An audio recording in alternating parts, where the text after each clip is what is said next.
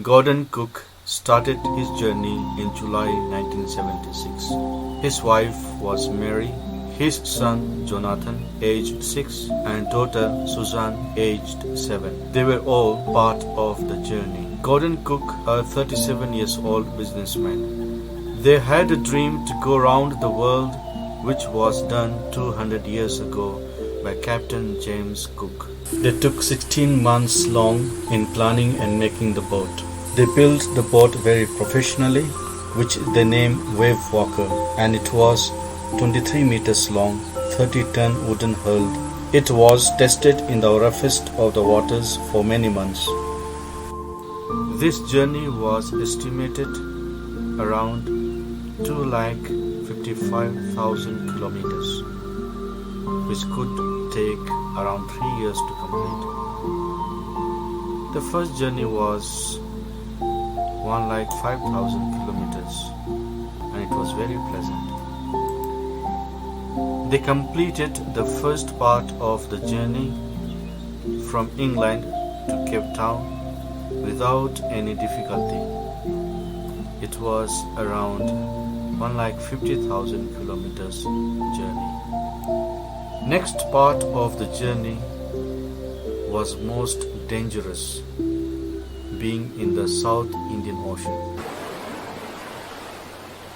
From Cape Town, they took with them 2 crewmen, Larry Wiesel, an American, Herb Siegler, a Swiss, for assisting them. On the second day out of Cape Town, they encountered strong winds for the next few weeks, but the strong wind began to disturb them. More than wind, it was huge waves which were reason for great worries. Huge waves were shaking the boat like a doll, but it was felt that even more bigger than these waves were awaiting to come.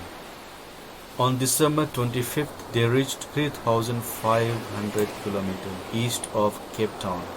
The weather had been very rough. Despite the bad weather, they celebrated Christmas in high spirit and prayed for the change of weather. Yes, weather changed, but from bad to worse. On January 2nd, the waves became gigantic, and they saw enormous seas rolling towards them. They dropped the storm jeep to slow down and lash a heavy mooring rope in a loop across the stern. This is the curtain to control the wind. But noise of the wind were very painful to the ears. To control the speed of the boat, they lowered down the storm jeep and tied up everything well with rope.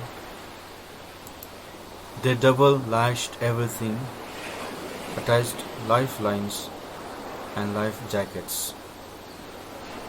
Suddenly, at 6 p.m., there was a complete deadful silence. Wind dropped, the sky became dark, and Arthur saw a vertical huge wave which was double the height of the other waves. The waves was proceeding towards the boat. He thought that the boat will flow over the waves, but just opposite it happened. A tremendous explosion shook the deck. Captain's head smashed into the wheel and he flew overboard. Before he could realize, he was thrown out of the boat and fell into the water.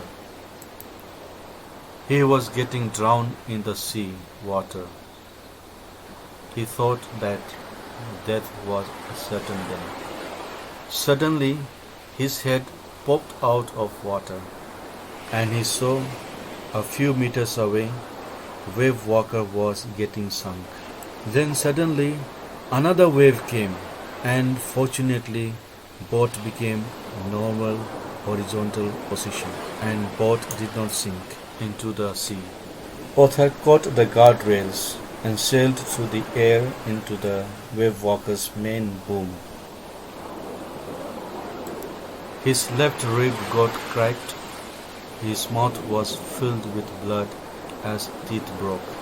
But he didn't lose courage and found the wheel, lined up the stern for the next waves.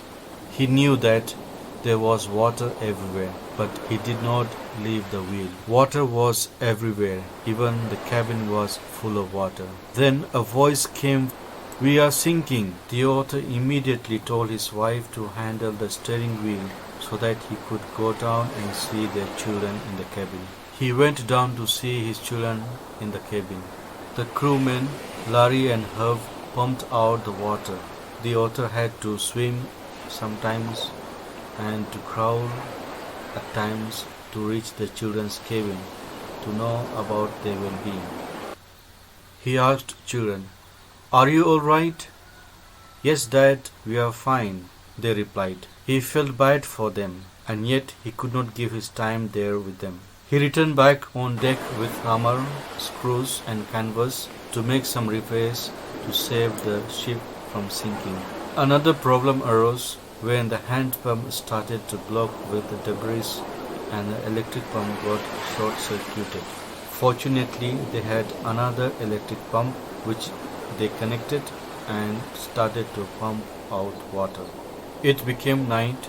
Whole night we spent in pumping the water out of the boat. Believe or not, no one could sleep even for a second.